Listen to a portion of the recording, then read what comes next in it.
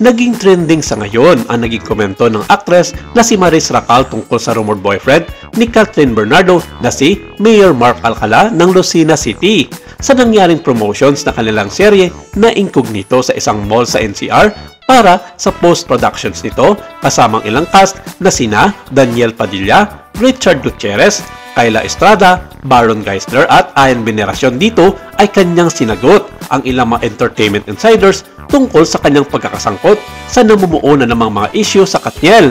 Ayon kay Maris, wala naman daw siya magagawa na ganoon na lamang ang naging trato sa kanya ng mga tao, lalong-lalo na ang mga galit na mga Katniel fans dahil trabaho lang naman ang namamagitan sa kanila ni Daniel Padilla at walang intimate relationship. Hindi maiwasan di mano na nami-misinterpret ng mga Katniel fans ang kanilang samahan ni Daniel Padilla dahil sa kasalukuyan ay may ginagawa silang proyekto under ABS-CBN Productions ang Incognito. Abala sila sa kanilang mga promotions sa iba't ibang mga mall at TV programs para pakinggan ang pulso ng mga fans kung meron pang another chapter ang series na ito, kaya madalas silang nakikita na magkakasama. Sa nasabing spot interview, hindi rin maiwasang tanungin ng ilang mga entertainment insiders si DJ na ayon sa kanya, nagsalbing saving grace ng buhay at karir nila ang pagtanggap sa Kapamilya Action Series na Incognito. Sa ginanap na medyakon noon para sa nalalapit na pagtatapos ng programa, naging emotional si Maris na magpasalamat sa mga kasama niya sa proyekto mula sa stuntman, creative team, writers, business unit head, director at promo team. Matatandaan na nasangkot sa kontrobersiya ang aktres at ang collab team niyang si Anthony Jennings bago simulan ang proyektong pinangungunahan ni Richard Gutierrez.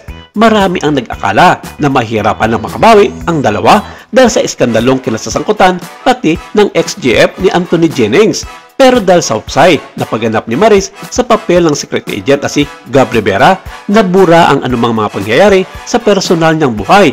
Muli isang niyakap ng global audience. Si Daniel naman, kagagaling lang sa breakup nila ng long-time girlfriend na si Kathryn Bernardo.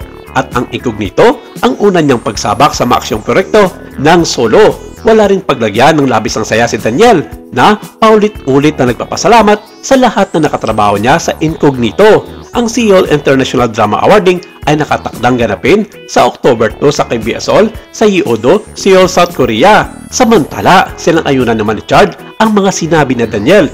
Pinagtibay nga raw ng series ang kanilang pagkakaibigan. Sa kabilang banda, balik naman tayo kay Maris nang tinanong kung anong gagawin niya kapag nasalubong niyang ex-Daniel na si Kathryn. Natatawa lamang na sinagot nito na uunahan na niya ang dalaga na pansinin ito at hindi niya ito ikakatakot dahil alam naman ni Kathryn ang totoo nangyayari sa kanila ni Daniel.